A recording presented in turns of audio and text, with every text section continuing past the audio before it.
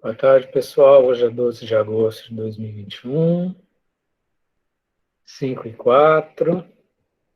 Estamos aqui na nossa jornada Foucaultiana. Vamos estudar o capítulo 1, a punição generalizada. É isso, né, gente? Com a facilitação generosa, inteligente e sensível de uma dupla, Camila e a Karen, né? Queridas extensionistas de jornadas de monitoria e extensão multifacetada, né? Orientações de TCC. Estamos aqui também informando ao grupo que nós tivemos em torno de umas 25 resenhas que vocês encaminharam, né? Lembrando que a gente está. Quem quiser, quem ainda não encaminhou e quiser encaminhar, porque assim como conforme a gente combinou, convidado não sai caro, né? Para ter a certificação tem que ter, além da lista de presença, a resenha, né? Como nós somos entre assíncrono e assíncrono, entre 40 e 50 pessoas, se alguém ainda quiser encaminhar a resenha, encaminha para o encontro humanismo, é isso? @gmail.com, né? Tá? Está dando mais um prazo, né? Porque a gente acha que todo mundo que participa pode ter direito à certificação, desde que faça a resenha, né? E tenha presença. Obviamente, tem gente que às vezes não sente interesse em fazer a resenha e está focado na troca, na participação, não tem problema nenhum. Né? Acho isso até louvável, tá? Mas a gente está dando um prazo.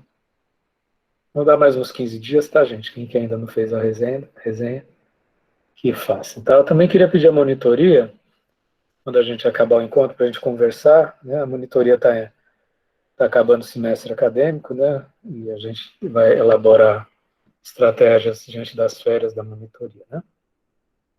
Então, com vocês, fantástica, extraordinária e magistral coordenação da extraordinária e queridíssima dupla Camila e Kari.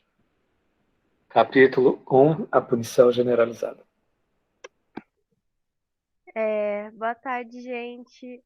Eu queria começar agradecendo muito a Karen, porque nesse final de semestre, na loucura que tá, ela somou comigo, me ajudou, dividiu a tarefa e tenho certeza que vai ficar muito legal a nossa troca em conjunto. É, Ela é maravilhosa, gente. Então, vamos lá, né? É, O capítulo que a gente vai apresentar é o primeiro da segunda parte, né? Falando sobre punição. E ele retoma mais ou menos da onde a gente parou mesmo na semana passada, né? Acho muito interessante a forma como Foucault é didático, né? Como ele explica de uma forma prolongada e às vezes retomando para que tudo seja colocado o mais claro possível, né? Pelo menos eu enxergo dessa forma. Então ele retoma da onde a gente tinha parado, que eram os protestos contra os suplícios, né? Em toda parte, na segunda metade do século XVIII, e coloca que a partir disso é preciso punir de outra forma, né? E eliminar essa confrontação física entre o soberano e o condenado. E aí, nesse contexto, ele vai atribuir vários adjetivos à prática dos suplícios, né? Coloca como revoltante, vergonhoso, perigoso, e enfatiza, né, que é perigoso, já que existem duas violências que acontecem por conta desse episódio, que é a violência do povo e a do rei, né? E as duas se apoiam e se alimentam uma na outra. Então, a tirania e a revolta, elas vão, elas se reclamam nesse contexto. E então é preciso que a justiça puna ao invés de se vingar, né? Que era como o suplício era colocado até então. E aí, nesse momento, ele coloca que o homem é descoberto no criminoso, né? E isso vai ocorrer no século XIX, e vem junto com a necessidade de humanizar a justiça, que vai ter agora como objetivo corrigir e transformar esse homem. Então surge esse homem medida, né? Mas não das coisas, uma medida do poder.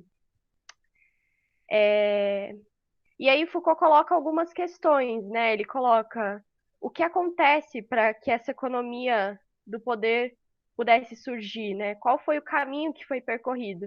E a partir daí ele vai partir dessas perguntas e mostrar esse caminho, né? Esse contexto para que a gente chegue aonde ele colocou dessa humanização, como foi feita, o que que implica.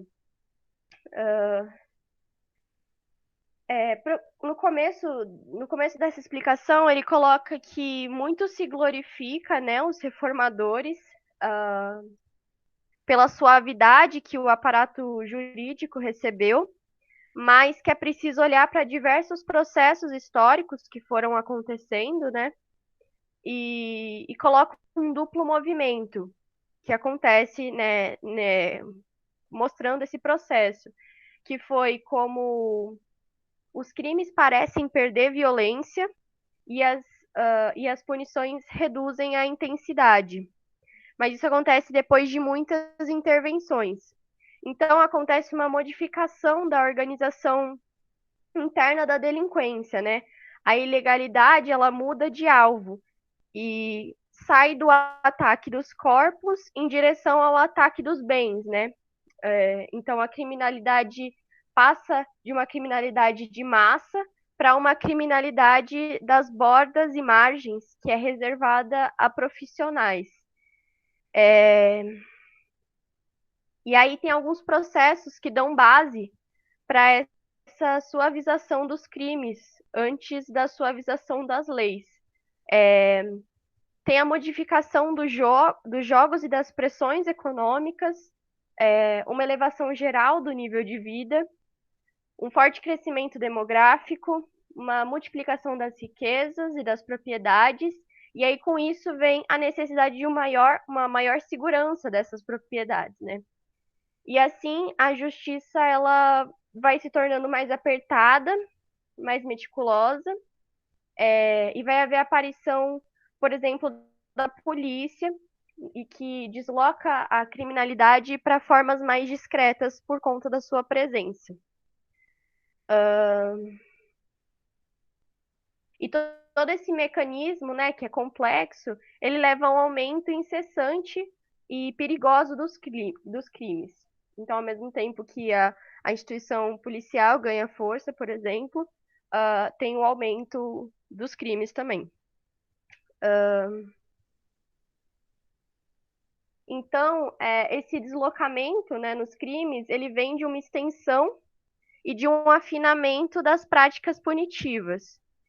E o que que tudo isso significa, né? Significa uma adaptação e uma harmonia dos instrumentos que vão se encarregar de vigiar o comportamento cotidiano das pessoas, a sua identidade, a sua atividade, gestos aparentemente sem importância, que significa uma outra política a respeito dessa multiplicidade de corpos e forças que a população vai representar. Então, acontece, né, o surgimento de uma justiça mais inteligente para uma vigilância penal mais atenta do corpo social. Então, para chegar nisso, há essa reforma que a gente vem falando, né? E Foucault aponta que os reformadores, eles não têm por interesse, não é tão interesse deles criticar um abuso no poder de punir, mas sim corrigir uma irregularidade que eles enxergam no poder da justiça. Então, o principal objetivo da reforma é uma melhor distribuição do poder de castigar, né? Nem compartilhando ele demais, já que ele coloca que antes passava por senhores, pelo rei, pelos seus representantes, pela polícia, por trabalhadores administrativos, gerando uma confusão, né? E, nem deixando o poder tão concentrado, já que eles viam um grande problema que o superpoder que ele coloca do rei causava, que esse superpoder do rei causava. É, então, esses desequilíbrios que ele colocava que existia de poder e a repartição gerava diversas consequências, o que tornava o poder de vigilância sobre o corpo social pouco eficiente, né? Além disso, com a reforma, o poder de punir vai se tornar mais regular, ele vai se tornar mais eficaz, vai se tornar mais constante, mais bem detalhado, né, em seus efeitos. Então, há um aumento dos seus defeitos, diminuindo o custo econômico dele. E nessa parte, ele faz ele se refere, né, à ligação com as relações de propriedade que repartiam e deturpavam mais o poder. E também vai diminuir o seu custo político, que tem a ver com a questão do superpoder do rei, que ele já tinha colocado.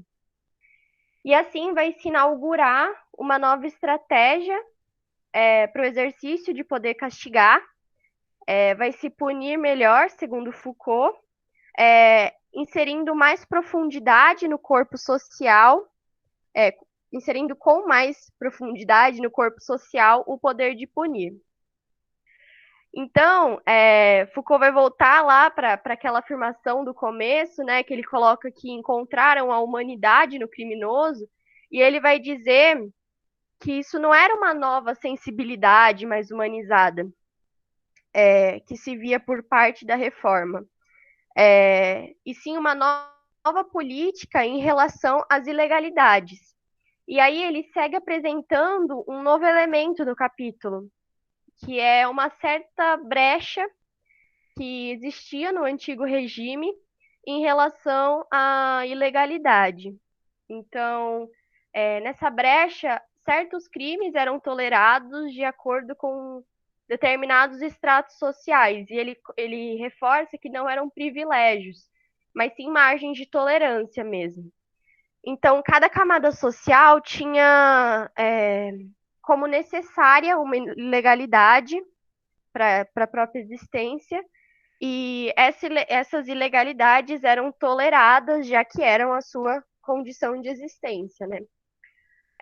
Só que essa questão começa a gerar diversos paradoxos e ambivalências. Ao mesmo tempo que alguns eram aceitos, algumas ilegalidades eram aceitas, outras eram odiadas. Então, a glorificação de algumas e reprovação enérgica de outras, ajuda em umas e medo em outras. E aí tem diversas relações nesse contexto, né? Ao mesmo tempo tem rivalidade, tem concorrência, tem conflito de interesses, tem apoio recíproco, tem cumplicidade. E aí nesse jogo recíproco, né, das ilegalidades, esse jogo fazia parte da vida política e econômica da sociedade. E é nesse meio que as transformações passam a acontecer. Então, a tolerância mostra que acaba se tornando um estímulo, já que acontece um crescimento econômico da burguesia nesse contexto, por exemplo. Desculpa, gente. Então, na metade do século XVIII, esse processo tende a se reverter, né? Há uma crise da ilegalidade popular e o alvo da ilegalidade vai dos direitos para os bens, com esse crescimento da burguesia. Então, é relacionado, né, à questão da posse e das propriedades. A burguesia tolerava a ilegalidade de direitos, mas não passa mais a tolerar questões que ameaçassem seus direitos à propriedade. E é nessa ilegalidade de direito, pelo que eu entendi, que inclusive a burguesia cresce, né? E se desenvolve. E a, a ilegalidade dos bens, né, como Foucault coloca, ameaçaria essa posição que a burguesia assume, né? Porque, enfim, nesse jogo de aceitar algumas coisas e negar outras pelo bem próprio, né, da categoria. E aí, assim, a economia das ilegalidades ela vai se transformar com o desenvolvimento da sociedade capitalista, justamente com essas questões que eu estava pontuando, né? De aceitar certas coisas e repreender fortemente outras. Então, vai ser preciso punir, reprimir rigorosamente aquela ilegalidade que ameaça o proprietário de terras, de máquinas e de mercadorias. Então, é preciso controlar e codificar todas as práticas ilícitas. E é nesse contexto que se vê a diferença na hora de lidar com as ilegalidades de direitos, que são reservadas punições mais brandas e ligadas à burguesia, e a ilegalidade de bens, que é fortemente reprimida e voltada para as classes populares. E nessa parte eu enxerguei claramente com resquícios nos dias atuais, né? A gente continua vendo esse movimento e essa forma de tratar de maneiras diferentes as duas questões, né? E, então, Foucault vai colocar, em suma, né, que as questões nas quais nasceu a necessidade da reforma penal, que a gente discutiu nesse capítulo, a gente está discutindo nesse capítulo, são a luta contra o poder, o superpoder do soberano, né? E a luta contra o infrapoder das ilegalidades conquistadas e toleradas. Então, a parte das ilegalidades tem uma ênfase, né? Que tem um peso ainda maior, já que essa nova legislação penal parece ser apoiada nessa profunda alteração da economia das ilegalidades e uma rigorosa coerção, né, para manter o seu novo ajustamento. Então, assim a gente entende por que os suplícios começam porque os suplícios têm tanta importância na reforma penal, né? É um acontecimento é, que mostra essas duas questões, né? O poder ilimitado do soberano e a ilegalidade que desperta do povo. E aí eu passo para Kari. Boa tarde, acho que ainda é de tarde. Eu quero me desculpar porque eu não vou poder ligar a minha câmera, mas eu espero que a minha fala seja suficiente para vocês entenderem aí o que o Foucault trouxe no resto do capítulo. Então, a partir do que a Camila disse, né, o Foucault traz que, em resumo, constituir uma nova economia e uma nova tecnologia do poder de punir são as razões essenciais da reforma penal no século XVIII, né? E aí, essa nova estratégia, ela é formulada basicamente na teoria geral do contrato. E nessa teoria se supõe que todo cidadão tenha aceito as leis da sociedade, incluindo aquela que pode punir a ele mesmo, caso ele cometa alguma infração.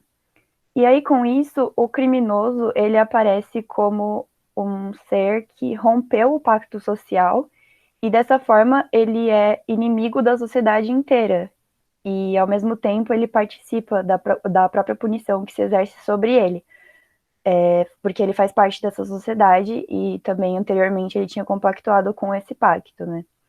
E aí, a punição não é mais uma vingança do soberano, né? Seria algo que vem da sociedade como um todo. E o castigo penal teria, então, uma função generalizada que se estende por todo o corpo social, já que o menor dos crimes atacaria a todos na sociedade e a sociedade toda estaria presente na menor punição. Então, ele começa a colocar o problema da medida e da economia do poder de punir, ao passo que a infração lançaria o indivíduo contra todo o corpo social e a sociedade, então, se sentiria no direito de se levantar em peso contra ele, porque seria todas as forças e todos os direitos do lado maior, onde está representada a defesa de cada um na sociedade toda, contra o indivíduo que cometeu o crime, né? Então, o Foucault diz que vai se construir o que ele chama de um formidável direito de punir, já que o infrator se torna pior que um inimigo, um traidor, e já que ele desfere os seus golpes dentro da sociedade, então a conservação do Estado já não seria compatível com a conservação do criminoso, que vai contra o Estado. E aí aparece o lugar de monstro sobre o criminoso, né? E então alguém sobre o qual a sociedade teria um direito absoluto de punição. E aí o princípio dos castigos estaria inserido no pacto social, então cada cidadão teria que aceitar a proposta do castigo. Então, o direito de punir não é mais, eu falei, né? Não é mais uma vingança do soberano, seria uma defesa da sociedade. E aí, dentro disso, aparece a necessidade de criar um princípio de moderação ao poder do castigo. E esse princípio de moderação, ele apareceria entre os reformadores como uma formulação que vem como se o corpo do reformador tivesse entre o carrasco e o supliciado. Então, esse lugar viria como um limite na sensibilidade do homem que seria a pessoa razoável que faz a lei e que não comete nenhum crime. E essa sensibilidade seria um princípio para o cálculo da pena, porque essa pessoa que não comete crimes, ela se sente, meu Deus, desculpa, gente, eu fico nervosa quando eu apresento, às vezes eu me confundo um pouco, mas vamos lá. Então, essa sensibilidade, elas colocaria como um princípio para o cálculo da pena, porque o corpo a ser respeitado seria o corpo desses homens que, seguindo o pacto social, têm o direito de exercer contra o criminoso o seu poder, mas que também sofre um efeito de retorno do castigo. E então ele traz uma citação que eu acho que pode esclarecer o que eu estou falando, que diz assim: misericórdia para essas almas doces e sensíveis, sobre quem esses horríveis suplícios exercem uma espécie de tortura. Então essa tortura seria o retorno que vem do castigo, o efeito de retorno do castigo nas pessoas que não estão sendo punidas. E aí se encontraria a raiz do princípio de que se deve aplicar só punições humanas, mesmo a um criminoso que seria um traidor e um monstro. Então, a razão dessas punições humanas estaria, como a Camila disse, não em uma humanidade do criminoso, mas sim na necessidade do controle dos efeitos do exercício do poder sobre o criminoso. E aí, essa racionalidade econômica é que deveria medir a pena e prescrever as técnicas ajustadas à sociedade. E aí o Foucault levanta uma outra questão, que é sobre a finalidade da punição. Então ele fala que a função da punição seria uma função exemplar. Dessa forma, ele fala sobre a extremidade do crime. Então, um crime que fosse único e horrível, mas que acontecesse em segredo e não pudesse ser reproduzido, ele diz que seria a forma pura em que se aparece a razão das penas. Então, esse crime que não poderia ser reproduzido, ele poderia ser punido. E como ele seria punido? Porque a utilidade de uma punição para um crime que não poderia ser reproduzido e que acontecesse em segredo, ela não existiria uma necessidade dessa punição, porque o prejuízo que um crime traz ao corpo social é a desordem que se introduz com ele. Então, para ser útil a punição, o castigo, ela tem que ter como objetivo as consequências desse crime. Dessa forma, um crime que não gerasse consequências à sociedade de forma a poder ser reproduzido posteriormente, não necessitaria de uma punição. E um crime que apavora a consciência teria menos efeito do que um crime que todo mundo tolera e se sente capaz de imitar. Então, assim, ele diz que punir seria uma arte dos efeitos. E então, seria preciso ajustar esses efeitos entre os efeitos do crime e os efeitos da pena para aplicar esse castigo. E aí, assim, a prevenção que se espera a partir de uma punição se torna o princípio da economia da punição e a medida das proporções dessa punição, porque é preciso punir o suficiente para impedir a reincidência do crime.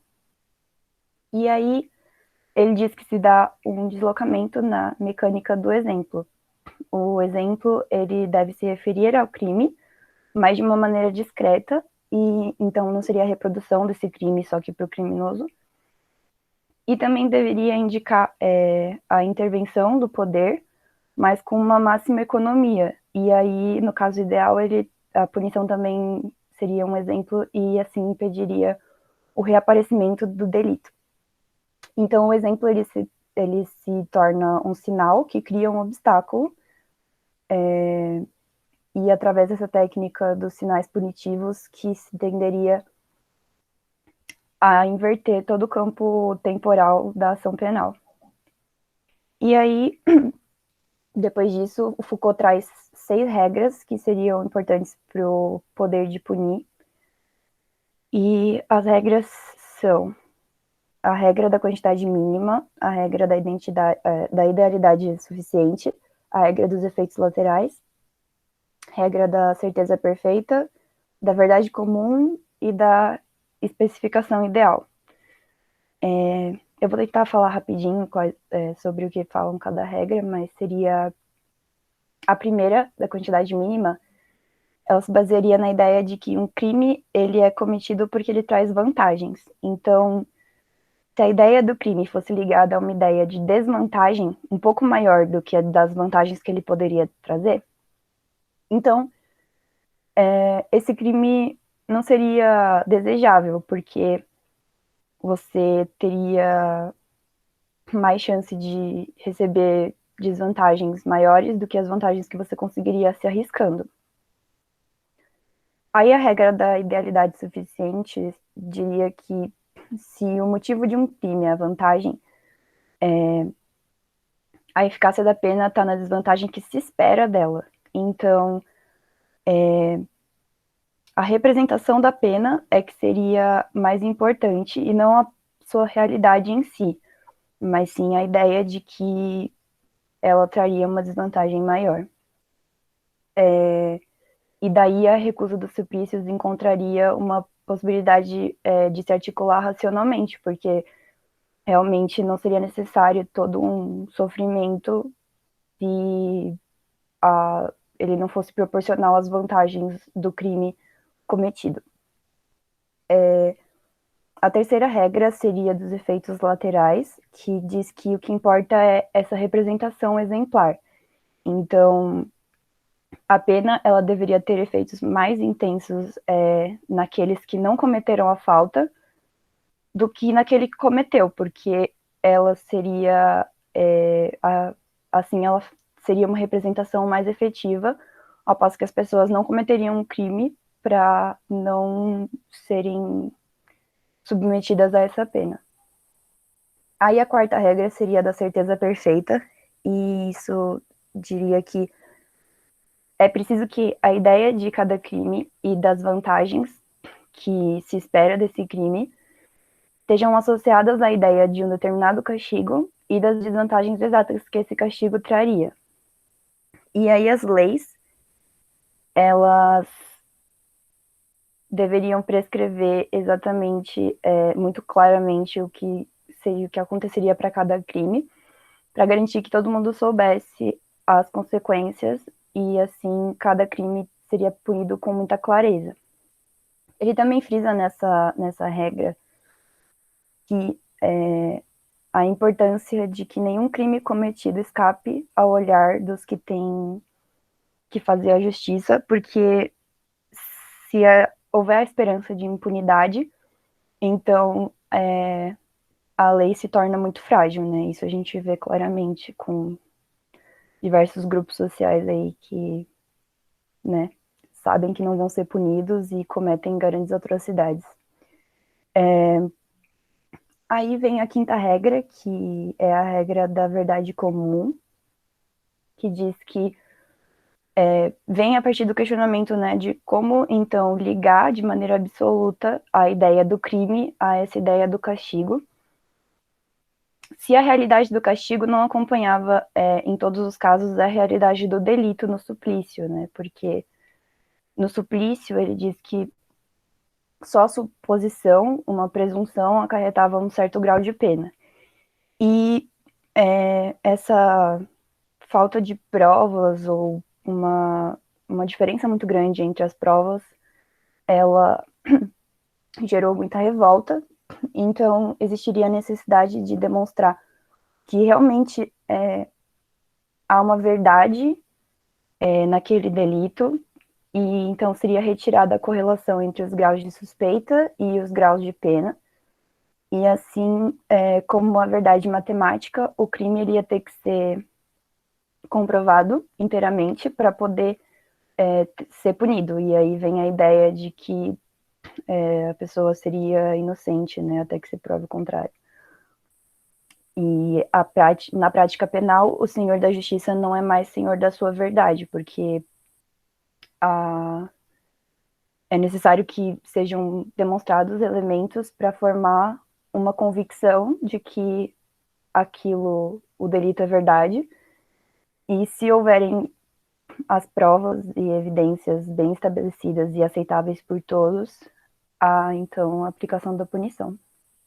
E aí, a última regra que seria importante para o poder de punir é a regra da especificação ideal, que diz que a nocividade de um delito e o seu valor de indução não são os mesmos de acordo com o status do infrator.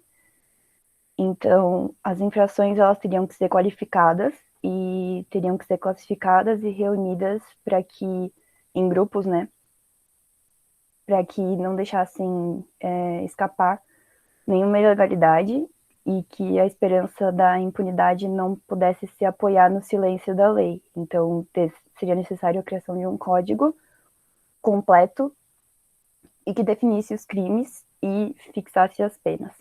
Mas aí vem a ideia de que o mesmo castigo não teria a mesma força para todo mundo e que um crime cometido por determinada classe social, por exemplo, um nobre, seria mais nocivo para a sociedade do que um crime de alguém do povo.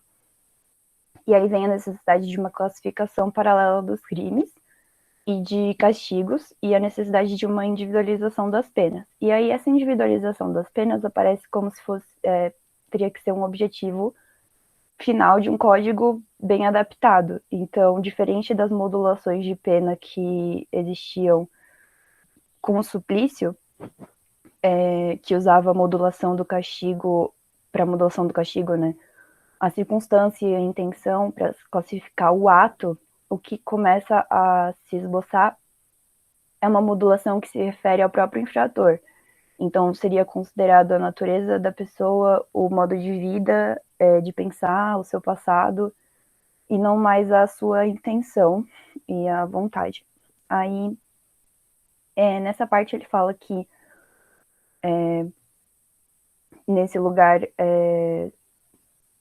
seria que o saber psicológico iria substituir a jurisprudência causística na prática penal, mas só posteriormente, porque nesse momento histórico ainda era a história natural que existia como base para o pensamento. E aí, ele fala sobre a busca de aplicar essas leis fixas a indivíduos singulares, e para isso seria necessária a classificação dos crimes por grau de gravidade e também o registro de quais penas seriam aplicadas para cada gravidade de cada crime. E aí começa a se estabelecer, por exemplo, a noção de reincidência, que diz que uma pessoa que reincidisse no crime, ele seria um sujeito delinquente e teria uma certa vontade que manifesta o seu caráter criminoso. E à medida que, no lugar do crime, a criminalidade se torna objeto da intervenção penal, essa diferença entre o primário e o reincidente tende a se tornar mais importante. E aí também aparece a noção do crime passional como um crime ligado a circunstâncias extraordinárias, mas que não demonstram nenhuma maldade calculada. E ele diz que existem as regras, então, que exigem a suavidade como uma economia calculada do poder de punir, mas que elas também exigem o deslocamento no ponto de aplicação do poder de punir, que não é mais o corpo, com o jogo do ritual, dos suplícios, que envolve sofrimento e marcas, mas sim um jogo de representações para a aplicação desse poder de punir, de representações e de sinais que circulem discretamente, mas com evidência no espírito de todas as pessoas da sociedade. E aí ele faz uma pergunta que mas então, com tudo isso que a gente falou, teria se entrado verdadeiramente na era dos castigos incorpóreos? E aí eu não sei se ele responde, mas eu não peguei a resposta, então fica aí a reflexão. E eu vou terminar com um parágrafo dele, porque eu não soube concluir exatamente. Então, o parágrafo é o seguinte: essa semiotécnica das punições, esse poder ideológico é que, pelo menos em parte, vai ficar em suspenso e será substituído por uma nova anatomia política, em que o corpo novamente, mas uma forma inédita, será o personagem principal. E essa nova anatomia política permitirá recruzar as duas linhas divergentes de objetivação que vemos formar-se no século XVIII. A que rejeita o criminoso para o lado de uma natureza contra a natureza, e a que procura controlar a delinquência por uma anatomia calculada das punições. Um exame da nova arte de punir mostra bem a substituição da semiotécnica punitiva por uma nova política do corpo. E é isso.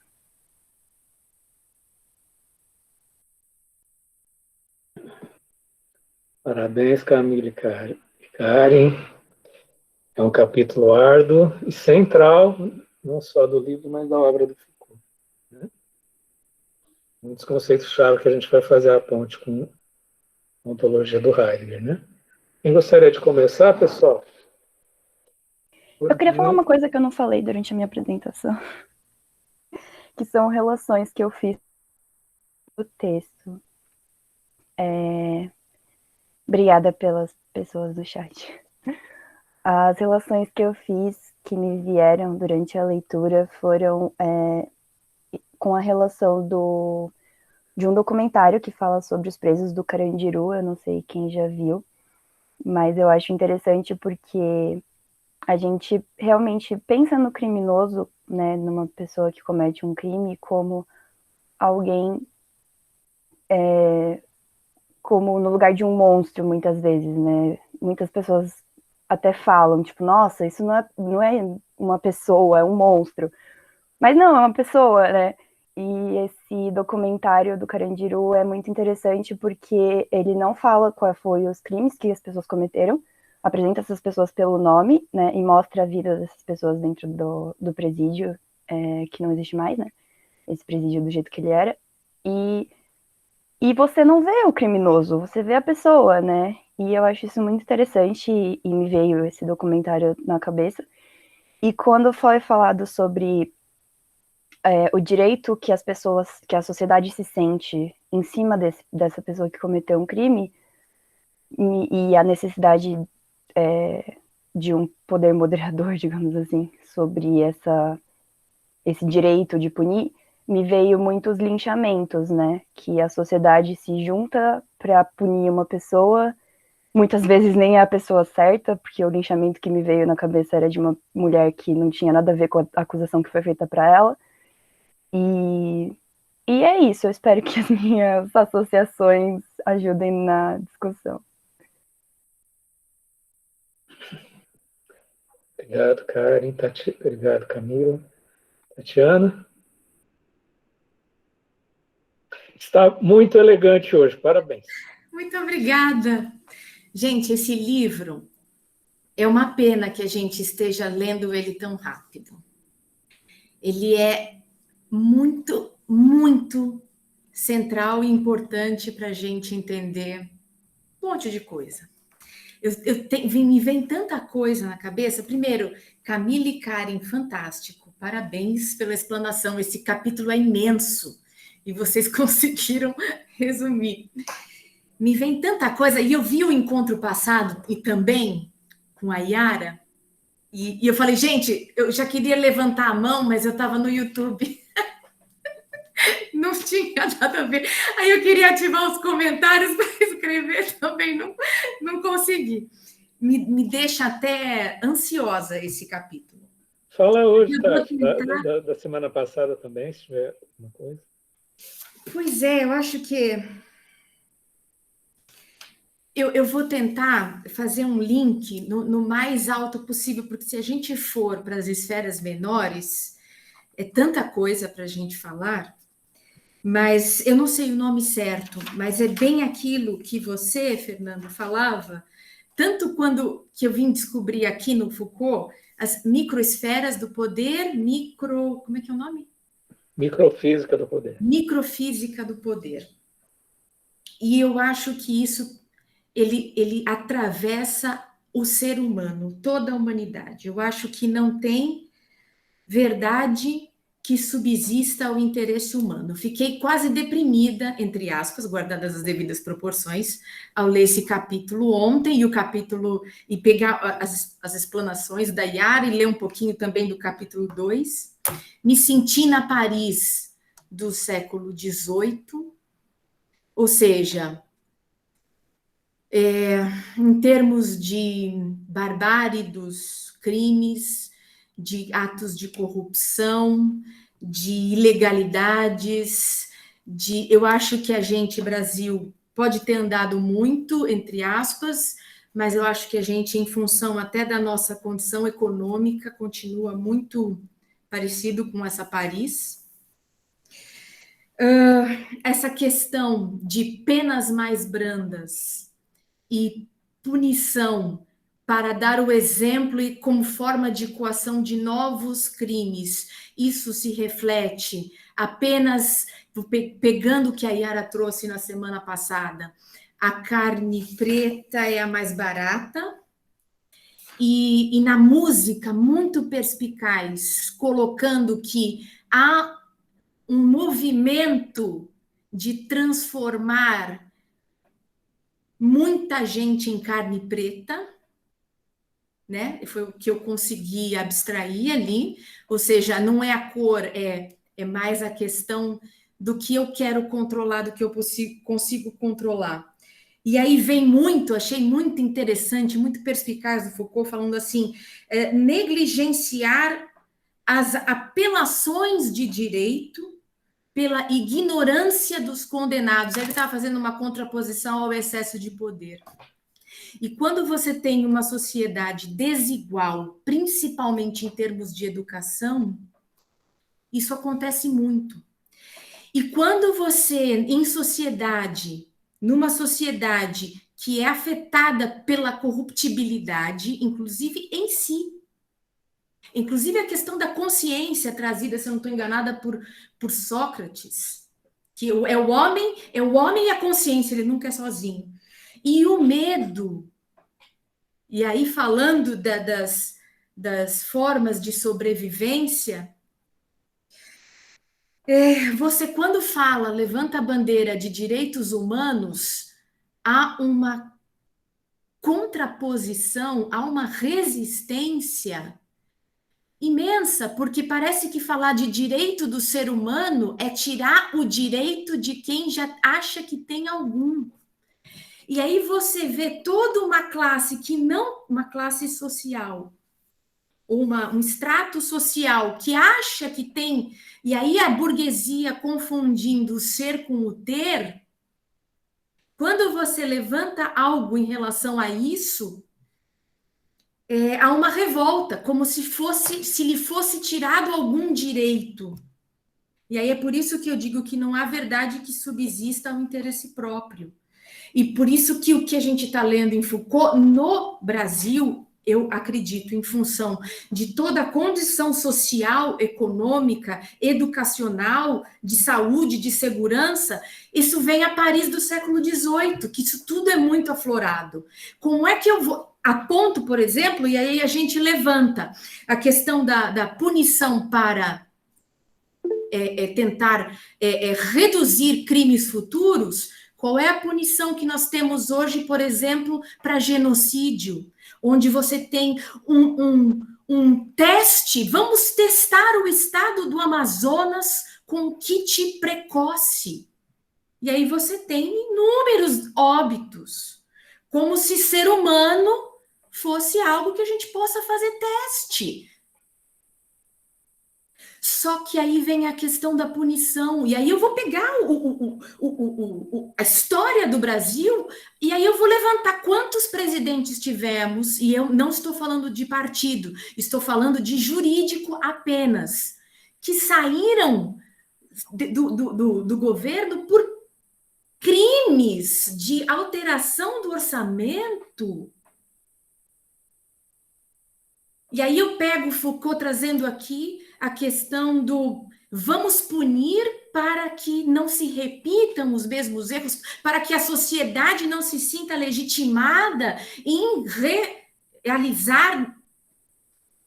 E aí entra a microfísica do poder, acredito. E aí eu quero levantar essa esfera. Eu acho que existe essa questão, sim, bem levantada pelo Foucault, dependendo do extrato social e de quem seja, a pena é mais branda ou nem acontece. Pega o caso do Temer, gente. Que quando ele saiu do Palácio do Planalto, a gente pensava que ele ia direto para a cadeia. E nada aconteceu e nem se fala disso. E aí eu entendo que existem suplícios que são colocados em mídia, suplícios que são colocados em mídia como cortina de fumaça para questões piores e que não vem ao caso tratar no momento, justamente para que seja esquecido, porque afinal de contas é uma outra esfera. Nós, seres humanos comuns, normais da plebe, não entenderemos, não é? Todos esses mecanismos da justiça. E queria colocar também uma outra questão. E eu não sei como falar, mas talvez vocês consigam me ajudar. Mas, assim como existe isso no país, existe isso também globalmente falando. E aí a gente olha como a gente busca justiça por determinados países ou casos, em outros países que acontecem barbaridades, atrocidades, a gente não está nem aí. E porque são mecanismos, acredito, que atravessam o poder, se utilizam dele, independente da posição, como Foucault coloca logo no início, mas que é do interesse de alguns. E como eu já escutei, e eu não estava na área da psicologia ainda, mas num congresso de carbono em Lisboa, ou seja, nada a ver com o que nós estamos falando aqui, mas vocês vão entender o que eu estou falando. A democracia serve apenas para alguns países. Dependendo do país, não dá para ter um regime democrático. E aí, outra coisa que eu escutei também, num painel aberto para todos, tá? Não estou falando, isso foi gravado. Essa questão de economia limpa, sustentabilidade, isso aqui é para o hemisfério norte, não é para o hemisfério sul. E aí a gente vai olhar as indústrias de carbono, que são as que mais poluem no mundo inteiro, era uma questão de levar a energia limpa, e a gente estava discutindo a questão, né? É sustentável ainda se pensar numa economia do carbono? Gente, não vamos pensar em ficar colocando energia limpa, gastando bilhões de dólares em países que... Não, isso aqui é para o hemisfério norte. Energia limpa, energia solar, sustentabilidade para cá. Para o hemisfério sul, não rola, porque a gente não é empresa não é ONG, né? A gente tem que ganhar dinheiro. Então, eu pego toda essa minha história que já passei e junto com Foucault e o que eu olho diariamente nos jornais e nos livros que eu leio, e não tem como não ficar ansiosa e olhar com tristeza diante da minha impotência.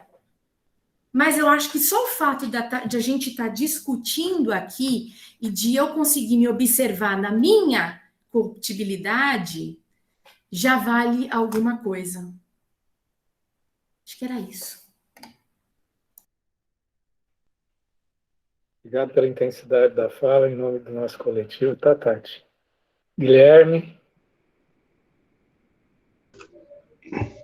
Eu queria agradecer a Camila e a Karen pela fala, né, que foi muito boa, pela Tati, né, que essa fala foi maravilhosa, tocou em muita coisa, e eu gostaria de dizer primeiro que eu adoro a frase direitos humanos para humanos direitos, porque é exatamente isso que acontece. Direitos humanos é só para gente branca e homem, e se tiver muita sorte, mulheres, são os humanos direitos.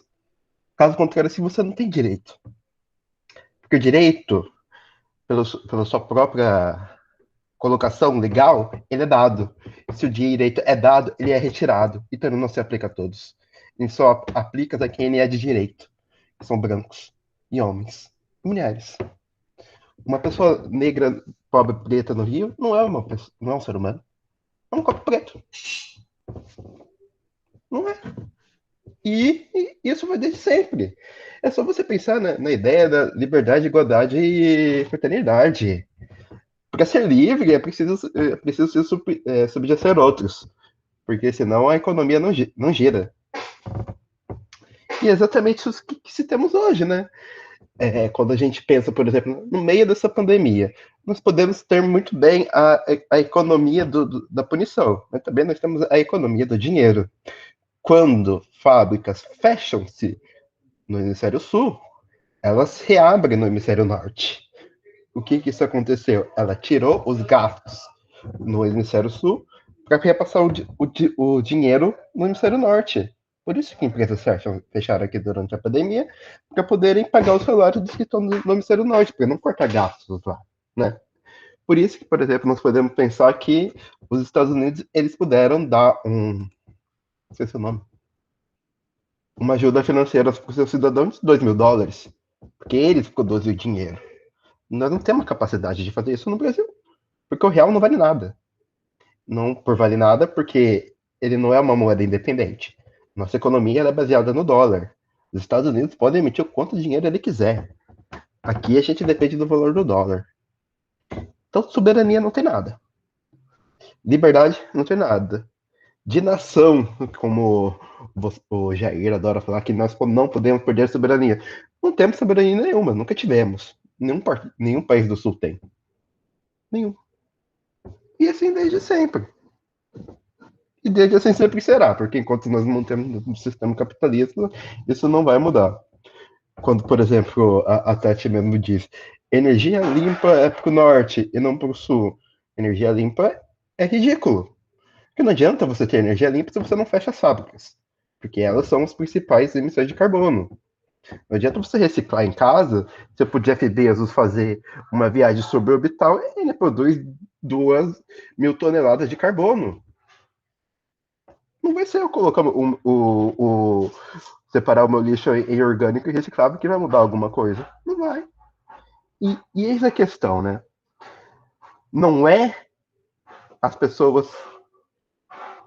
Não é exatamente o crime que define a punição, mas sim o seu impacto no bolso daqueles que têm esse dinheiro. Quem tem o dinheiro, então, consegue dizer o que é criminal ou não. A mesma coisa de você pensar que existe crimes que são puníveis por multa. Um crime punível por multa é um crime só para pobre. Porque se você for rico, você pagar a multa, tá livre. E se você não for pobre, você fica retido, você vai preso. E até hoje mesmo em dia, todo crime é só para pobre. Porque se você é rico, você tem um bom advogado, você coloca alguém para tomar sua culpa, você manipula o júri, manipula o juiz. Às vezes você é o juiz. Às vezes você é o presidente da república. Eu falo que eu não acredito que o Jair vai ser preso por causa do que ele fez no Brasil. O Trump não foi ser preso por coordenar um ataque ao símbolo da democracia nos Estados Unidos. Que diabos importa brasileiros nisso? Nada. Nada, a gente não vale. Sim, nada. Eu sempre lembro que é uma frase que fomenta muito a minha visão sobre tudo. Quando o Nietzsche diz no final do Anticristo que a primeira condição para direitos é desigualdade. Direitos são privilégios. E se é privilégio, ele pode ser tomado a todo e qualquer momento. Você falar que gente rica não precisa de direito. São ricos. Eles contratam suas seguranças e são protegidos. Acabou. Né? Nós que somos os corpos à mostra. Eles estão retidos em seus palácios de cristais. Bom, pessoal, obrigado, Guilherme, no nosso grupo. Né? Hoje estamos intensos, movidos pelo Foucault. Né? Eu quero só dar um depoimento. Assim, vocês me perguntaram qual é o livro da minha vida, é esse, entendeu? Tinha 28 anos, era formado em Direito pela USP, e a minha profissão não tinha sentido nenhum para mim. Eu estava começando a faculdade de Psicologia, e eu li no segundo ano da faculdade, primeiro semestre, eu li textos do Microfísica no Poder, na aula de filosofia, né? Lá na USP tem filosofia, né? Tem cursos que não tem, né? Tive 2 semestres de filosofia. E aí me deu uma outra dimensão de tudo aquilo que eu tinha estudado do direito, que eram estruturas formais, pelo menos pelo que eu sentia meus 20 e poucos anos, né? E, embora, assim, para os colegas aí que têm uma formação em direito, existem grandes novidades nesse texto. Ele vai falar da questão da criminalidade, da questão da constituição das penas agravantes, etc. e tal, mas só tem uma grande novidade, né? Uma grande novidade que é a constituição do sujeito que somos nós, né? Ele de alguma forma, ele consegue mostrar a subjetividade do direito, né? O sujeito de direito de uma forma desnaturalizada, né? Esse capítulo, acho que é um capítulo-chave para toda a carreira nossa, pois ele mostra a questão do humanismo. Humanismo com construção histórica, desnaturalizada. Entendeu? O que está no fundo desse capítulo, de outros que vão vir, eu estou falando uma vez, talvez eu fale uma vez só isso, a questão que o homem é uma invenção, como a gente conhece, é uma invenção moderna. Entendeu? Por isso, nós que vemos, muitos de nós aqui, nós somos dessa marola, dessa ondinha que se chama psicologia, né? Que é uma teoria, uma processualidade de contato, né? de trabalho, que é a marola, uma ondinha, na qual a profundidade é essa rede de saberes e poderes, né? Na qual a gente faz uma coisa teorética, certo acesso a um certo tipo de sujeito, a gente reinventa o sujeito, né? Reproduzindo uma certa ordem de coisas, né? tem a ver com jogos profundos de relação de saber e de poder, né? Isso, essa marolinha de superfície a gente dá o nome de humanismo, entendeu? É o que a gente estuda no Heidegger, no Merleau-Ponty, no Sartre, etc. e tal. O existencialismo é o humanismo, barará, barará, barará, barará. Isso dentro de um dispositivo de poder no qual as pessoas estão vivendo atualmente um genocídio, né? E antes viviam um suplício. E umas vão para a cadeia, outras vão para o manicômio. E a gente fica falando ser no mundo. Perdoe se eu estou fazendo, se eu estou rompendo com a nossa virginal ingenuidade, tá?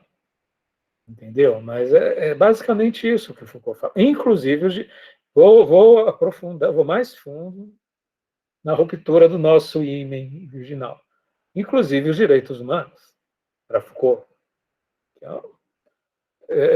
Os direitos humanos surgiram da Declaração dos Direitos Humanos no fim da Segunda Guerra, né, na qual a mulher do presidente falava de questões de propriedade.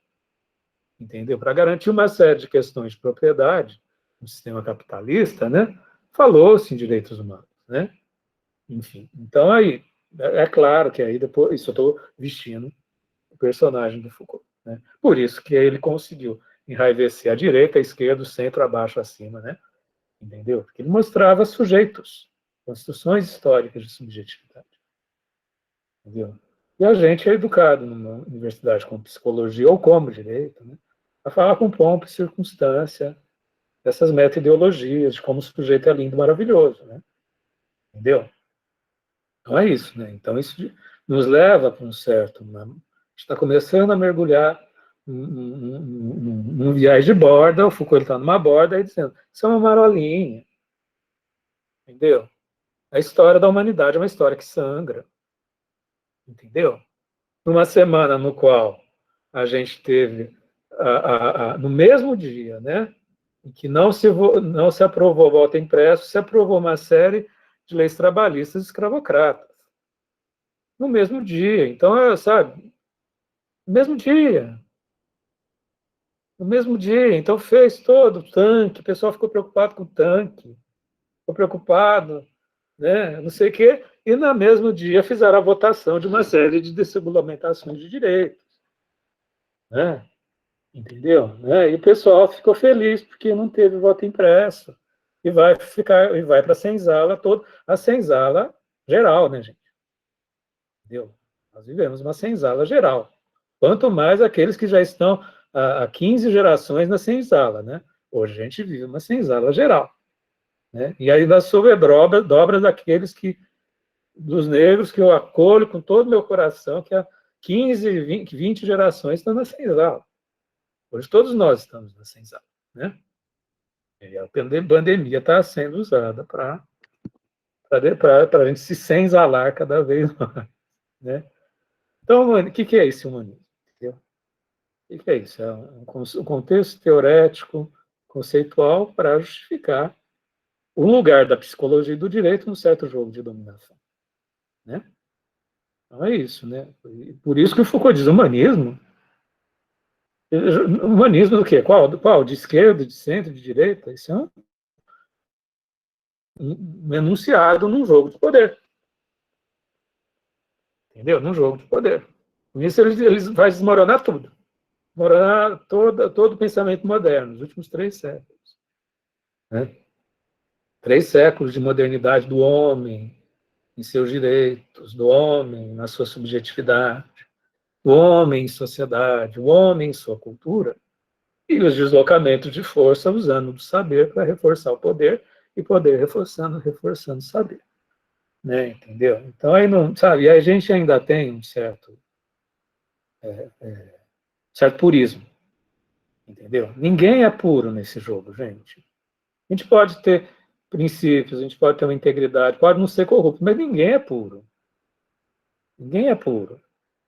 Ainda não tem lugar salvaguardado no nosso grupo de pesquisa, nós salvaguardamos. Né? A gente também está num lugar cruel. Entendeu? A gente fica aqui fazendo grupo de estudo para depois no CAPES e no RH e não sei o que, enquadrar alguém. Né?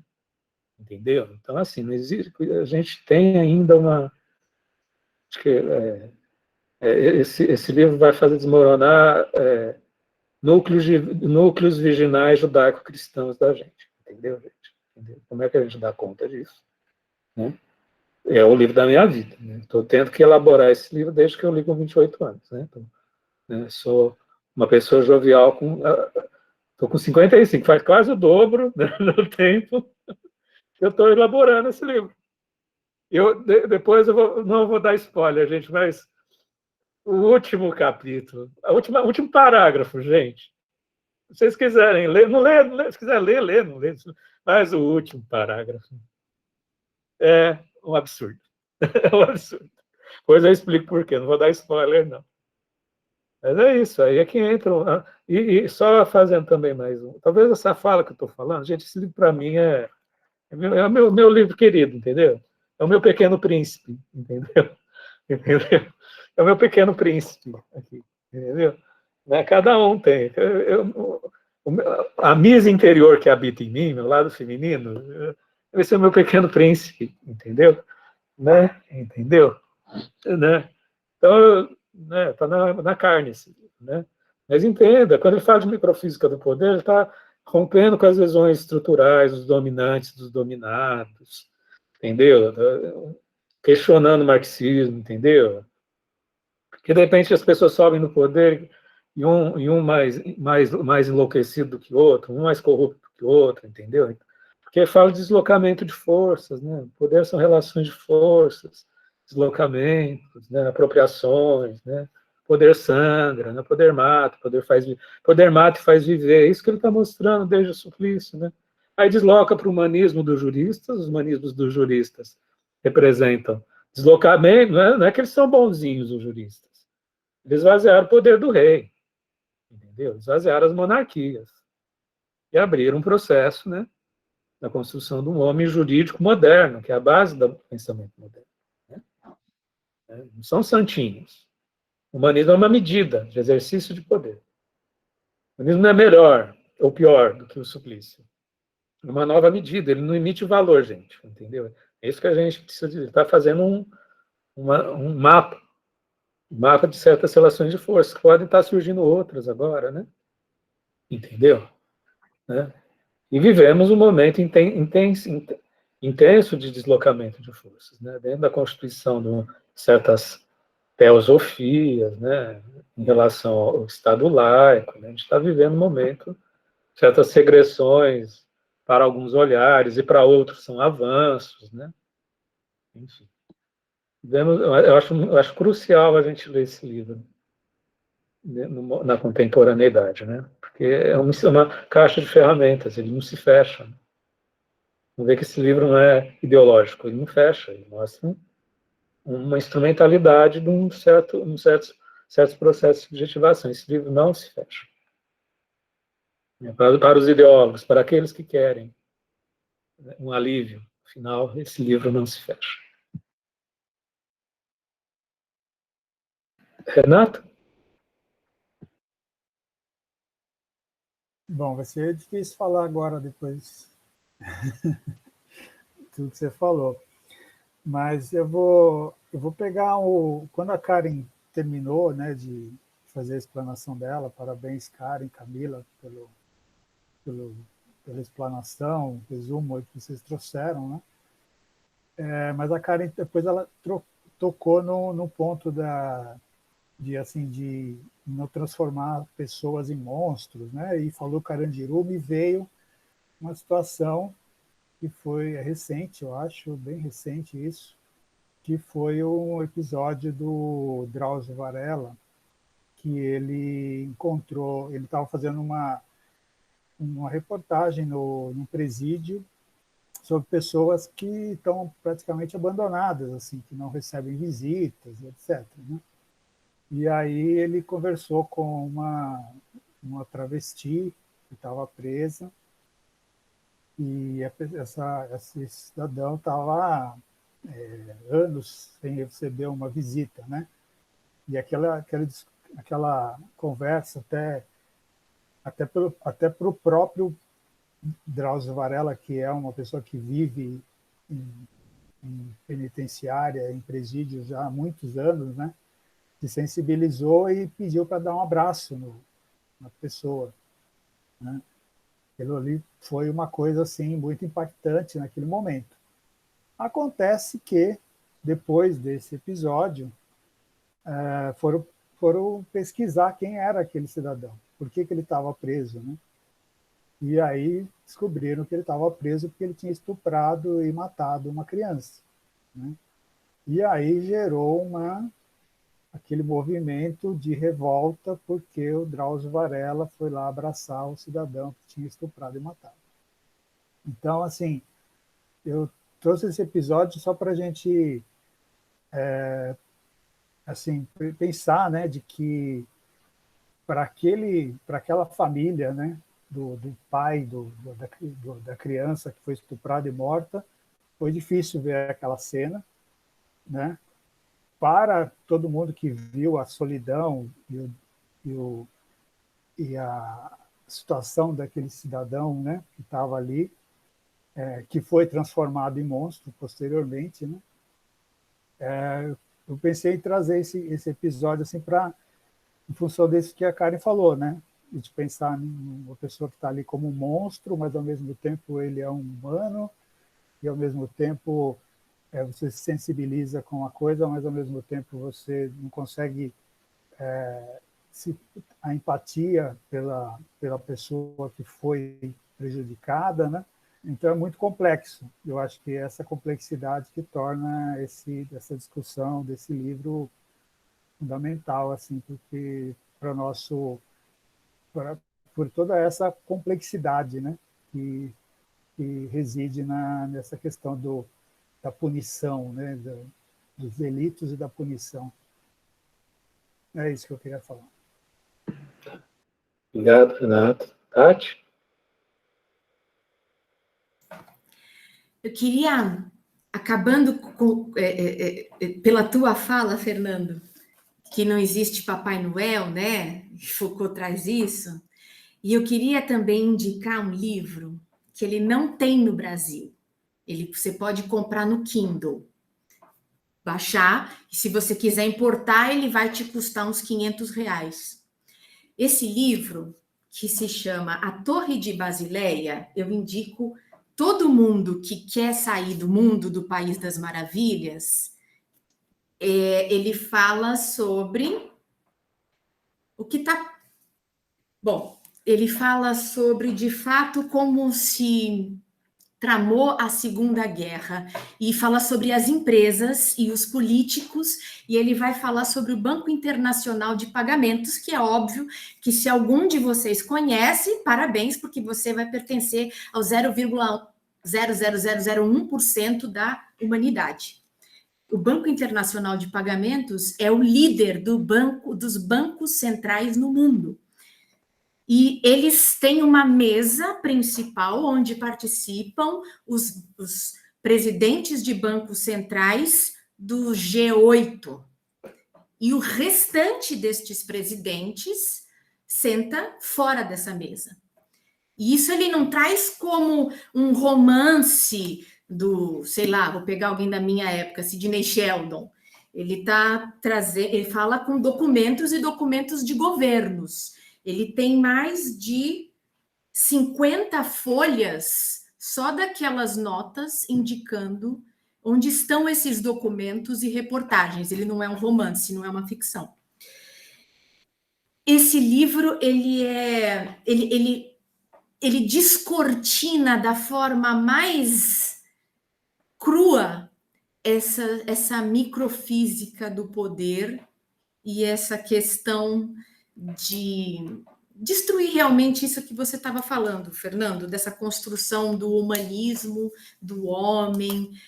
Isso não interessa. Isso continuem estudiosos fazendo sua lição de casa enquanto a gente faz aquilo que de fato nos interessa.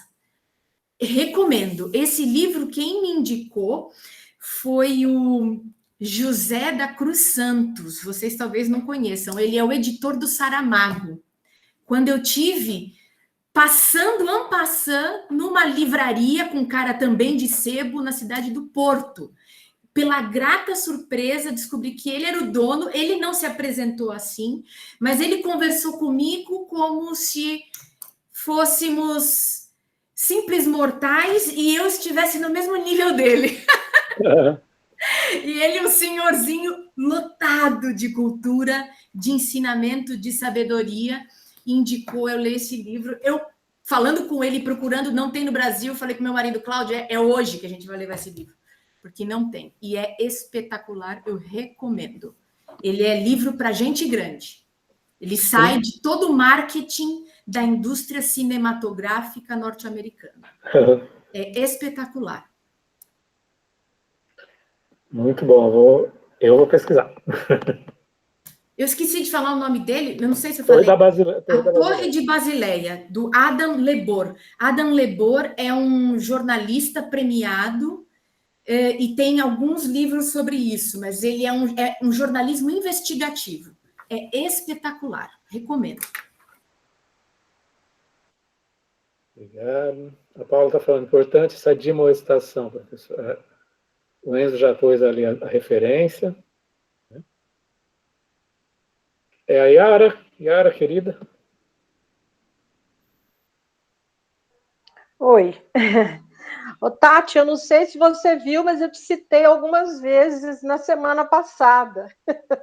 Senti sua falta, né? Porque a primeira coisa que você disse, né? Esse livro tem muito a ver com hoje, né? Então, achei que foi bem motivador. Então, é uma coisa que o Fernando colocou. Eu estou assim apaixonada com a leitura desse livro, né? Eu gosto muito de história e eu não consigo ler o livro sem estar consultando o que estava acontecendo no mundo, principalmente na Europa, na época que o Foucault traz essas histórias, né? Então, eu acho que o Foucault aqui ele teve um olhar sociológico, né, do que estava rolando ali, ele traz isso para a gente, né? Então, muito na direção do que o Fernando traz, dessa construção desse sujeito. Então, na semana passada, na leitura que eu fiz, este sujeito, né, esse corpo, ele pode ser punido de uma forma de ostentação desse corpo. Esse corpo pode ser supliciado e mostrado para todo mundo. E nesse momento desta semana, ele já traz uma outra colocação. Se antes, no suplício, o corpo do rei era ofendido com crime, nesta semana, nesta leitura, já desloca-se do rei e passa para a sociedade. Só que isso não é de graça, porque a gente vê a questão do iluminismo, o iluminismo trazendo essa questão dos direitos, do humanismo, e também a queda da monarquia, né, com as revoluções burguesas. Então, o rei já era rei morto, né? Então, há um deslocamento, mas a história também muda. Há uma queda do rei, há um crescimento da burguesia. Eu acho que também, nessa várias vezes ele cita a semiotécnica, também há o crescimento da segunda fase do capitalismo, os burgueses assumindo propriedade, então vamos proteger a nossa propriedade. Então, esse sujeito vai sendo construído, esse crime, essa punição vai sendo construído de acordo com essa economia, né? Essa economia do capitalismo, esses burgueses que vão assumindo. Então, quer dizer, esta construção desse sujeito tem sofre uma consequência desta sociedade, desta economia, dessa história. E o Fernando já deu spoiler que nós vamos chegar na prisão, né? É um spoiler que não poderia ter dado, né, Fernando? Então, a gente vai vendo como é que isso vai mudando com essa sociedade que vai trazendo. Eu achei muito legal, porque o Foucault é como se ele tivesse vivido a história. Olha, vocês estão vendo essas historinhas? Tá bom, mas a gente conta o que está acontecendo, o que está acontecendo nas relações. Seria muito legal se a gente, né, eu acho que a gente está fazendo essa leitura do que está acontecendo agora, à luz do Foucault, então eu acho que a gente está tentando trazer uma luz para estas ações que estão acontecendo.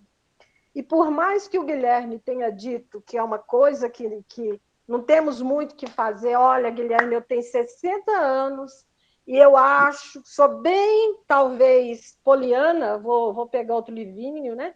Sou bem poliana para acreditar que, com os meus 60 anos, eu ainda acredito que esse governo passa na cadeia pelo menos um dia, que nós, no próximo ano, a gente vai conseguir fazer. Eu acredito, como finalzinho do capítulo do Suplício, que ainda temos alguma coisa a fazer. Não está tudo morto, não, gente. Eu tenho 60, estou acreditando que temos alguma coisa a fazer. O que nós estamos fazendo aqui já é alguma coisa. Se 15, 20 estamos discutindo, nós já estamos fazendo alguma coisa. Não percamos a força, não vou nem dizer esperança, a força de que podemos, sim, acreditar que alguma coisa, mesmo que pequena, a gente pode fazer.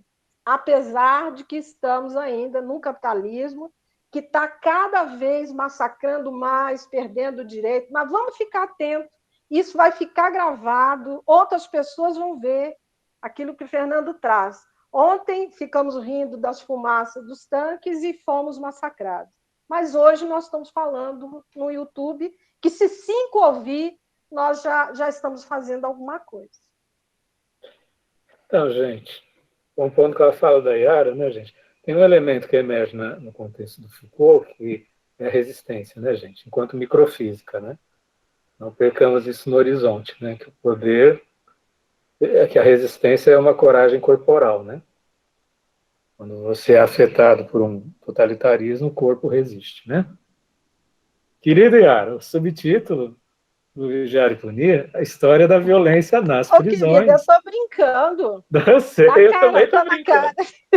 Eu também estou brincando. Eu achei muito engraçado quando você disse spoiler. Eu achei ótimo. História da violência nas prisões. As prisões vão entrar em algum lugar. Entendam, gente, só mais uma frase. Quando a gente está vendo a genealogia dos direitos humanos, então entenda por que os teocratas, né, os fundamentalistas religiosos, cismam tanto com direitos humanos, né?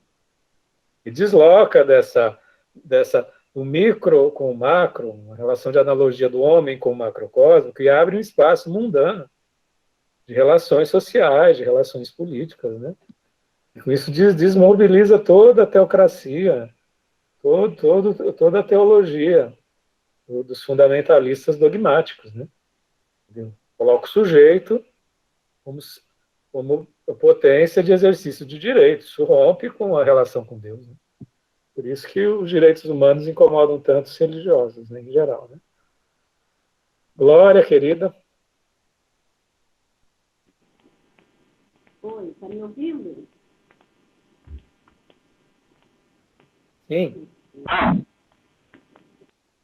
Oi, está ouvindo? Sim. Sim. Sim.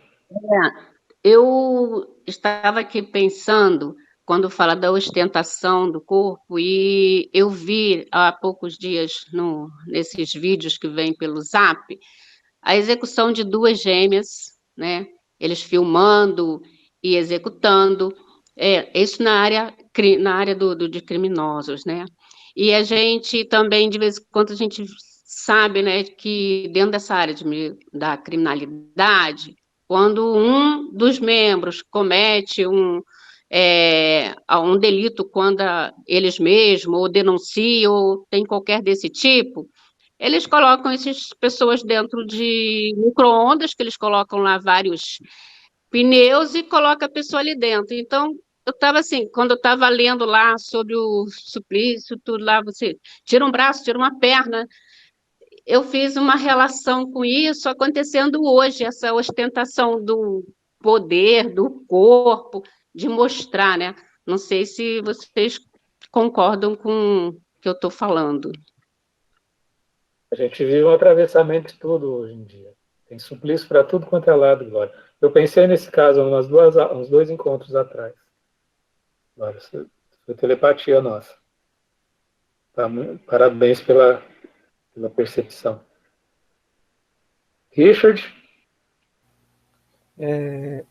Eu fiquei impactado com a fala da Tatiana e com a do Guilherme também, e eu entendi o que o Guilherme quis dizer, dele não acreditar de ver esse rapaz aí um dia preso. Nas entrelinhas, o que o Guilherme quer dizer que ele não tem esperança porque o corpo dele é o alvo.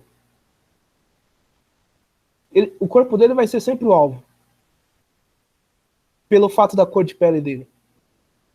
A gente não pode esquecer que o Brasil teve 82 leis ou decretos diretamente destinados à população negra. 82 decretos e leis destinados à prisão e morte de pessoas negras. Então, o que o Guilherme quer dizer, e eu entendo o que ele quer dizer, é que mesmo com toda a mudança, o corpo dele talvez ele nem acredita que deixe de ser alvo. E ele não acredita porque não é que o Bolsonaro seja rico, é porque o Bolsonaro não é negro. É isso que o Guilherme quer dizer nas entrelinhas. Porque, vou pôr um exemplo aqui, se fosse o Sérgio Camargo, com a visão que ele tem, ele já teria a cabeça cortada. Mesmo com a visão extremista de direita que ele tem. Pelo tom de pele ser altamente retinto, a cabeça dele já teria sido cortada. Ele não teria nem terminado o mandato dele de 4 anos, se ele fosse presidente do país hoje.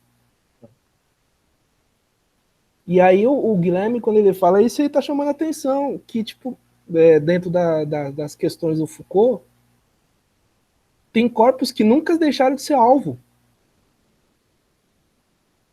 Ou nunca vão deixar de ser alvo, né? Eu estou falando de pessoas negras, mas a gente pode pensar a população trans. Por exemplo, a gente pode pensar vários grupos, sabe? A nossa história do nosso país é muito suja. 82 leis ou decretos destinados a matar pessoas negras ou prender. Nesse país a gente teve decreto proibindo pessoas negras de frequentar uma sala de aula. Ou de andar na rua. E se fosse pega andando na rua, seria preso. Uma pessoa andar na rua e ser presa por andar na rua e ter uma lei decretada, não avança. Não tem como avançar, não avança, né? E é muito interessante que o Mbembe, ele vai pegar essa discussão do vigiar e punir, e ele vai chamar a atenção para que ano, né, que o Fernando, que você estava falando, que ano é criado os direitos humanos? Segunda Guerra Mundial, etc. Aí o Mbembe faz uma afirmação absurda. Quer dizer que antes não teve nenhum humano que merecesse direito? Só que o tráfico negreiro sai de 1440 da África. Então, até 46 e 47, essas pessoas poderiam ser mortas.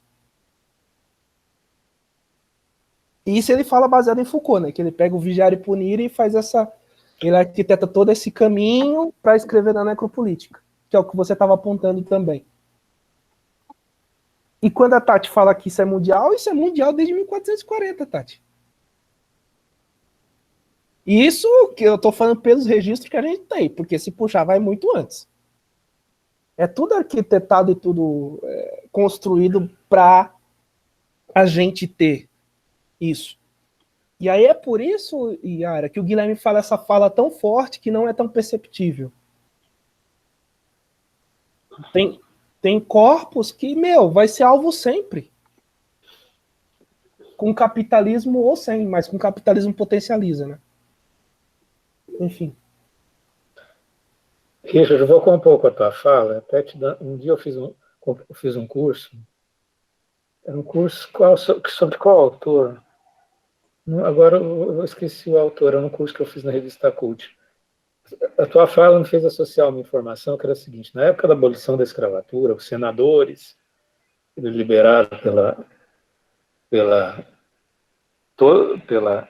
abolição da escravatura, certamente todos aristocratas rurais, né? Naquela época, né? Naquela época, se não me engano, confirma comigo, tinha em torno de 3 milhões de negros no Brasil. Eles previam que os negros iam morrer. Eles iam ser livres, não iam ter respaldo de nada de ninguém. Eles simplesmente previam que os negros iam morrer. A gente está falando de necropolítica, né?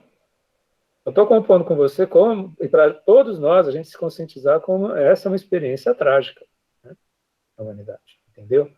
E a importância do Foucault, pegando o gancho com o Richard, né, o Foucault, quando a gente mostra que o humanismo é uma construção, isso tem um efeito reverso de cada um se dizer, como eu sou uma construção, e como eu sou descartável, como eu sou invisível, como eu sou interditável, como eu sou desqualificável, como eu sou desconsiderável, eu posso, a partir da minha singularidade, afirmar as minhas diferenças. Já que eu sou tudo isso. Então eu posso me afirmar nas minhas diferenças. Entendeu? Então é como o lobo do lobo do lobo do lobo, né? Entendeu? Porque eu sou negro, eu sou judeu, eu sou gay, eu sou trans. O que mais, gente? Me ajuda aí. Eu sou mulher, né? Eu sou criança, abusável. O que mais, gente? Sou velho, né? Então, já que eu sou eu sou monstro, né? Eu sou louco. Eu sou monstro. Sou louco, me ajuda aí, gente. Sou É isso mesmo aí, professor. É isso entendeu? aí mesmo. Já que eu sou tudo isso, já que eu sou um monstro, então eu vou afirmar as minhas diferenças na minha monstruosidade. E aí há uma explosão discursiva. Tudo aquilo que era interdito, invisível, né? Inexistente, entendeu, Richard? Existem pessoas, já está falando de ontologia de Heidegger, existem pessoas que são dignas de existir e as outras que não são dignas de existir. Entendeu? Já que eu sou digno de eu não existir, dentro da minha singularidade, então eu vou me afirmar, vou criar nas minhas diferenças, vou começar a criar campos discursivos, relações de poder, onde não tinha, onde era invisível, onde não era humano. Para que a gente está falando de humanismo? Entendeu? Aí começa a proliferar discursividade do trans, discursividade da identidade negra, discursividade do gay, discursividade do bi, discursividade do fluídico, entendeu? Do sem terra, do sem teto, onde não tinha, gente. Tinha um discurso. Algumas pessoas eram dignas de discurso. Outras eram monstro. Entendeu? Era um monstro do interdito, do não dito, do invisível, do desqualificável, descartável, entendeu? Então, essa é a importância. O desmoronamento do humanismo faz surgir resistências. Entendeu? Essa é a importância inaugural do Foucault. Pode ter tido outros antes, com certeza, pode ter outros depois, Deleuze, Guattari, o Mbembe tem um papel fundamental, que enquanto Foucault falava de biopolítica, né, de política de controle da vida, o Mbembe faz uma expansão e fala de necropolítica. O livro dele é um mergulho, né, um desdobramento dessa, quase em parceria com Foucault, levando a uma radicalidade, e o Foucault deu conta de fazer a pesquisa dele, o Mbembe depois deu um salto, né? Mas é isso, gente, desmoronar o humanismo, romper o nosso ímã virginal, desmorona o humanismo como um monolito e abre possibilidades, trilhões, combinações para outras formas de ontologia histórica, né? Então, por isso a importância da gente rever o nosso existencialismo, né? Tem pessoas, que tudo fica historicizado, entendeu, em Foucault. Tem gente, o humanismo pode ser interessante, o ser no mundo, a sua abertura, o seu lançamento, mas tem gente que pode existir e outras não podem existir. Tem gente que pode existir mais e outras menos. Entendeu? Pelas crueldades do poder, como o Richard, como sempre o Richard, ele é a voz da resistência, né? Entendeu? E a gente aprende cada suspiro, cada inspiração sua. Entendeu? Obrigado pela parceria. Então é isso, gente. Rompe uma certa... Fernando, só eu queria falar uma coisinha. Diga, né? Com a mãozinha aqui. Diga, Richard, eu entendi o que o Guilherme trouxe, o que você traz, mas a sua fala, ela traz uma coisa assim que é na direção do que eu até coloquei. O Fernando, ele coloca essa naturalização da não existência, né? Quando eu era mais jovem, bem mais jovem, quando eu era criança e jovem, o ser gay era algo que eu não poderia nem conversar. O gay era um pervertido, era assim que eu cresci ouvindo, né? O negro, e eu sou, mas eu achava que eu era mais branquinha, né? Eu não era. Mas com a resistência que eu acho que você, Richard, muito simboliza, isso foi nos incomodando. Então, quando eu coloco de esperança eu acho que é esta resistência que vem dos movimentos, que vem da sua fala, porque esse tipo de fala nos incomoda, não nos deixa muito à vontade. E por não nos deixar muito à vontade, vai exigindo que a gente tome uma posição. E muitos até se calam, mas impedem. Então, eu acho que isso que você traz é muito forte, e isso, para mim, é muito o que o Foucault traz também, nessa questão da resistência. É importante, e eu acho que, para mim, o sinal de esperança é porque ainda vamos lutar, e porque esses grupos existem e que nos incomodam, e que nos tiram desse lugar de que é normal uns existirem e outros não. Então, eu acho que esses movimentos, e eu acho que isso é muito do Foucault, né? Pelo menos foi o que eu aprendi muito no capítulo anterior, é que esta resistência é necessária, né? E de apontar esse dedo, apontar o dedo na ferida. Ó, isso que você está fazendo, isso que você está dizendo, isso é me impedir de viver e eu não aceito. Né? Então, a minha esperança vem da resistência. Gente, eu queria agradecer a fala de todos, todas e todos. Eu quero informar, gente, que a partir de hoje eu estou fazendo um curso de cuidados integrativos. Vai durar 1 ano, formação.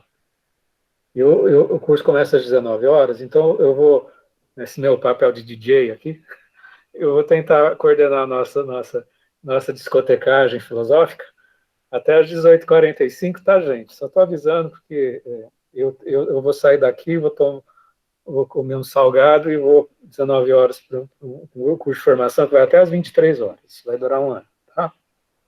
Eu queria agradecer a todos, todas e todos por essa intensidade. Eu acho que cada dia que a gente se encontra, a gente fortalece a nossa resistência. Né? O que é essa resistência? A gente vai aprender no transcurso da leitura. Semana que vem é quem, gente? Quem que é a facilitação? Oi, Enzo. Oi. Seja bem-vindo no palco da semana que vem. Obrigado. Essa energia leonina que está no ar. Estamos em Leão. Certo? Enfim. Então é isso, gente. Vou encerrar a nossa gravação. Eu vou ter uma fala rápida com a monitoria para a gente ver umas estratégias. Esse material vai estar disponível entre hoje e amanhã, mais tardar sábado. Tá, gente? Grande abraço. A gente vai se falando. Valeu muito! Muito!